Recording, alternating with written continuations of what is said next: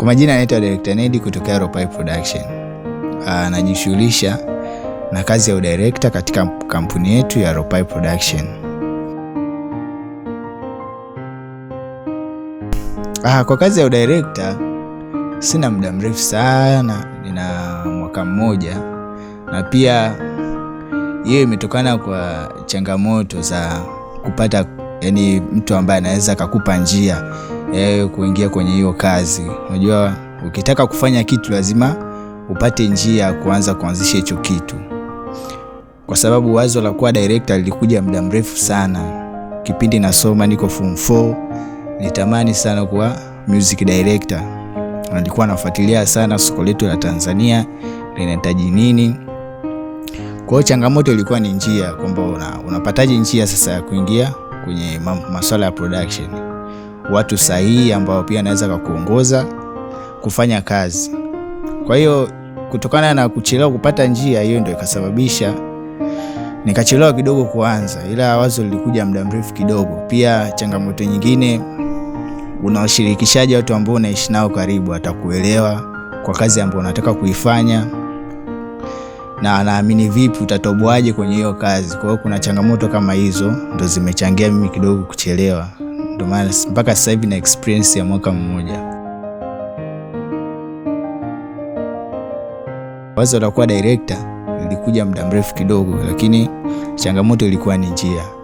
Kwa hiyo nilipomaliza form 6 kweli nilikuwa na nia kabisa kwenda kujifunza production, na nikaanza kufanya kazi na simu, nikaanza kushoot viclip. Hata ukiangalia kwenye account yangu pale TikTok ya Director Nedi, utaona nilipoanzia nilikuwa na shoot na simu, content zile kwa watu wakawa nazikubali, wananipa moyo, comment zinakuwa nzuri.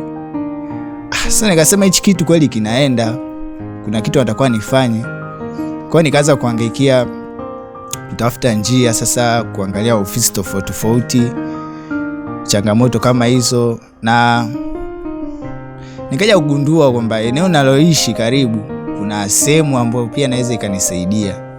Kwa hiyo nikakuta bango limeandikwa Ropai Production. Basi nikafanya maamuzi, nikaingia ofisini, nikakutana na jamaa hivi ana mwili hivi. Basi unajua ukiingia hivi kwenye ofisi bana, lazima ule utakayekutana naye ndio utahisi labda ndio muhusika mkuu. Basi nikamuelezea, akanisikiliza, akaniambia kwamba ili kuanza kujifunza production kuna gharama zake. Akanitajia kiasi kama cha Laki 6 hivi kwa mwezi hivi, au pale, kutokana na uelewa wangu wa haraka inategemea nitatumia kiasi gani, ila kama nikielewa kwa mwezi huo mmoja, basi mpaka education itapokamilika nitakuwa nilipia kama Laki 6.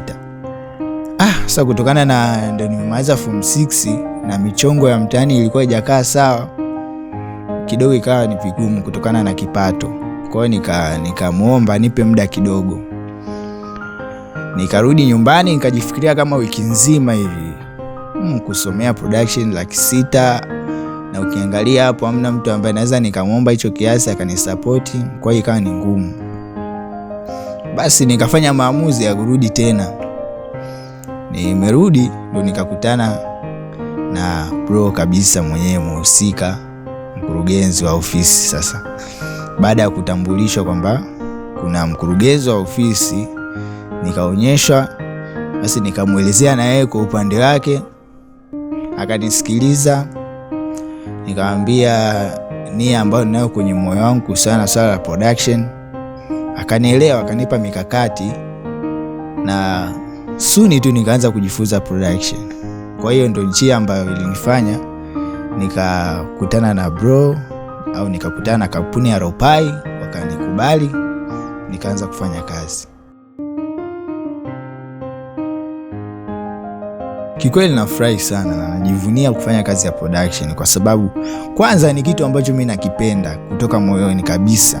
Kufanya music video ni kitu ambacho nakipenda, na ni kitu ambacho nina ndoto nazo, na naamini kitanifikisha mahali fulani. Kwa hiyo najivunia sana, kwa sababu kwanza ni kazi ambayo naipenda, afu pia inanipatia kipato, inanipatia connection, nazidi kukutana na watu wengi. Ni kama fursa kwangu kufanya hii kazi.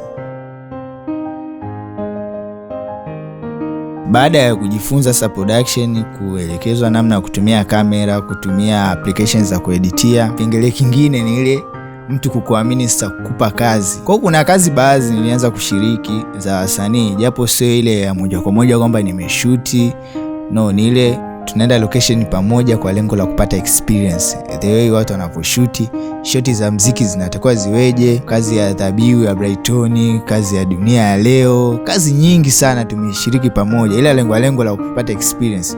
So ile ambayo naachia mwenyewe na shoot, hapana, ile ni wanashuti mtu mwingine, mimi naangalia the way kazi inafanyika, kwa sababu pia nilikuwa nashutia na simu. Kwa hiyo kupata experience ya kamera nitakuwa niangalia watu wengine wanafanyaje kazi, maana kujifunza kamera tu yenyewe haitoshi, lazima upate experience kwamba kazi zinafanyikaje. Kwa hiyo nilishiriki kwenye kazi nyingi tu mpaka sasa ilifikia siku moja akaja msanii hapa studio akafanya ngoma, akataka kushuti, ndio bro akaniamini sasa. Maana nikaa haba alikuwa ananipima, angalie kwamba kwa ile mara ya kwanza huwezi kumwamini mtu kwa kumwachia tu kazi ya mtu ya mteja hivi, lazima uangalie kwanza apate experience. Kwa muda aliopewa ilikuwa ni muda wa kutosha kabisa mimi kupata experience ya kutosha. Ndio hiyo kazi ya kwanza nikaachiwa ya msanii, alikuja hapa studio akafanya kazi, akataka kushuti, tukaingia location na ikatoka vizuri. Hapo ndo nikaanza kuaminika, nikaanza kupoa kazi nyingine. Kwa mfano kazi ya J9 na Kulilia, video nzuri sana ile, na watu wengi hawakuamini kama nina uwezo wa kufanya kitu kile, kwa sababu ni video fulani vizuri na ubunifu, story yake ni nzuri. Kwa hiyo kuanzia hapo sasa wanaanza kukuamini na kuachia, wanakupa kazi na unapata connection za wasanii wengine, kwa sababu wasanii wengi wanataka kuona kazi, hawataki tu kuambia mimi najua kushoot, no, lazima uonyeshe kazi fulani. Kwa kazi nyingine ya msanii wa Enaeli, kuna piano alikuja akafanya hapa, ilitoka vizuri kabisa. Kazi ambazo zipo hapa ofisini kwetu tuna vipengele vingi. Kuna inaweza ikaja kazi ya harusi, inaweza kaja mteja akiona kamera, mwingine anaweza tu akapenda kupiga picha, kazi nyingi. Kwa hiyo nikaona pia ni bora pia nijifunze na kitu kingine, kuachana tu na kufanya kazi ya music director, lakini pia nijifunze kitu kingine, kupiga picha za watu binafsi, pia za harusi, za matukio mbalimbali, kwa sababu kuna kazi nyingi zinakuja. Unaenda mnashuti harusi, kwa hiyo ndio uwe matipu, unajifunza kazi nyingi. Ukibezi kwenye kitu kimoja, kuna baadhi ya vitu vitakuwa vinakupita. Kwa mfano ningekuwa sijui kupiga picha, ningekuwa sijifunza kuedit picha, ingekuwa ni changamoto. Kwa hiyo ingetulazimu tutafute professional ambaye angeweza kutusaidia baadhi ya kazi. Ni kitu ambacho pia kingetukosti kwenye gharama, kwa sababu lazima umlipe, yani mtagawana kile kipato ambacho mtakuwa mkipate kiingia kwenye ofisi moja kwa moja, na itabidi mlipe tena mtu mwingine, tena pesa nyingi sana. Kwa hiyo ikanibidi tu nijifunze kupiga picha, nijifunze kutumia program za kueditia kama Photoshop, najifunza kuedit picha professional za harusi, za watu binafsi, kutengeneza cover za music video, vitu mbalimbali. Hiyo inakupa fursa, unaingiza kipato. Mtu akija na shida tofauti unamsaidia. Pia namshauri kijana mwenzangu au vijana wenzangu hapo, wana ndoto mbalimbali. Kila mtu ana ndoto yake, anatamani kuifikia. Wengine wana ndoto kama alikuwa nayo mimi, ya kuwa music director au kutengeneza film, kudirect film. Kwa hiyo haijalishi watu wangapi wanakusupport, au haijalishi kama familia yako inakusupport au haikusupport, cha msingi usikate tamaa. Kwanza amini kile kitu ambacho unacho moyoni mwako. Kama unaamini ukifanya hicho kitu kitakutoa kwenye maisha yako, kitakupatia kipato, utaweza kujiendeleza kwenye maisha yako, basi wewe kifanye. Usiangalie mtu fulani anafanya nini, au kusikiza ushauri wa mtu sio mbaya, lakini unaangalia pia na kushauri nini, kwa sababu kila mtu ana maono yake. Kwa sababu kama ningekata tamaa, nisingefanya tena kazi ya sanaa ya music director, na isingenipatia mafanikio yoyote. Nashukuru Mungu mpaka sasa hivi nafanya hii kazi, inanipatia kipato, naendesha maisha yangu binafsi. Kuna vitu baadhi na vimiliki nimejinunulia mwenyewe, naendesha maisha yangu, lakini ni kwa sababu ya kufanya kazi ya music director na nimeiamini, na bado itanizidi kunipandisha kutoka kwenye maisha nilikuwa nayo sasa hivi na kunipandisha kwenye maisha mengine ambapo pengine nikizungumza miaka 2 ijayo, 3 ijayo, nitakuwa sio mimi tena, nitakuwa ni mtu mwingine. Kwa hiyo amini kile ambacho unacho kwenye moyo wako, usikate tamaa.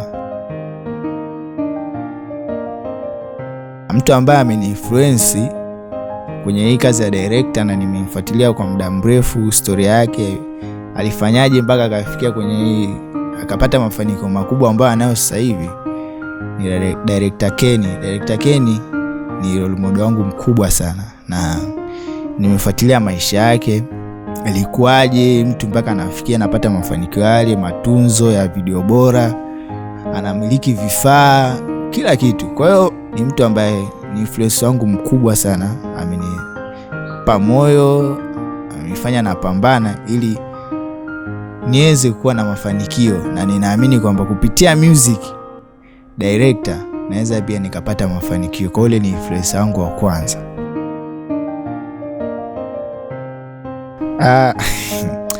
Mimi swala kwa kikweli bado, kutokana na umri wangu bado kijana mdogo, natakiwa kwanza ni focus kwenye kutengeneza maisha yangu kwanza, alafu baadaye Mungu akijalia, akitupa uhai, afya njema, sasa nikafikia nikaanzisha familia yangu binafsi. Ila kwa sasa hivi na focus kwanza na kutengeneza maisha yangu, kufikia kwanza zile ndoto ambazo natamani kufikia.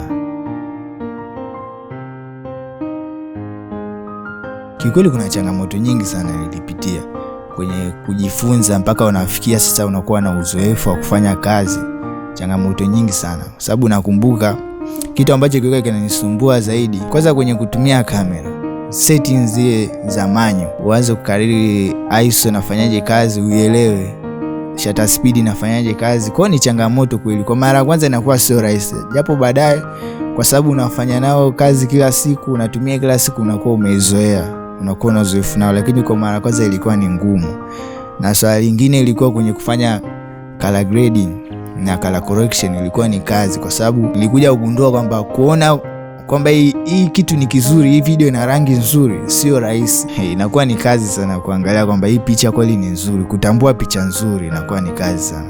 Japo mtu tu akiangalia video hivi anaona video ni nzuri na rangi nzuri, muonekano mzuri, lakini shida ni kuitafuta ile rangi sasa mpaka video inakuwa na muonekano mzuri. Ilikuwa ni changamoto. Hapo mwanzo ilikuwa video nilikuwa na edit mwanzo ilikuwa mbovu nyingi sana, mbovu. Nimejaribu mara nyingi sana, ilikuwa ni mbovu. Lazima upate comment za kukatisha tamaa, lakini hiyo yote ni kukutengeneza ili uweze kuwa bora. Kwa hiyo ilikuwa sio rahisi. Watu hapa wanakucheka kutokana na kitu ambacho umekitengeneza, lakini wakati unakitengeneza unaona ni kizuri, kupresent kwa watu sasa watu ndio wanaona utofauti. Kwa hiyo ilikuwa ni kazi sana, ila kikubwa ni kukubali zile challenge, kwamba ni kwenye namna ya kujifunza lazima ukubali zile challenge unazopatiwa, ukubali comment za watu unaangalia, usishikilia yale ambao unayo kwamba hichi kitu ni kizuri. No, kubali comment za watu. Kama kuna mabadiliko unataka yafanye, basi yazingatie, kwa sababu mtu ambaye hajui production au mtu ambaye amekuzidi knowledge fulani, yeye ndo anaona tofauti kwenye kazi ambayo umeifanya. Kwa hiyo lazima usikize comment za watu, kazi yako imekaaje, hiyo ndio inakufanya unakuwa bora zaidi. Kwenye mitandao ya kijamii napatikana kwa jina la Director Nedi kwenye Instagram, TikTok. Akaunti ya YouTube bado sina, lakini kwenye mitandao mingine TikTok, Instagram mwanipata kwa jina la Director Nedi. Kwa kufanya kazi naweza pia nikaacha namba za simu au ukaja ofisini kwetu Ropai Production ambayo inapatikana Kilimanjaro, Moshi mjini, mtaa Soweto. Tutapatikana hapo, ukija tutakusaidia. Pia namba za simu 0790 88 85 64.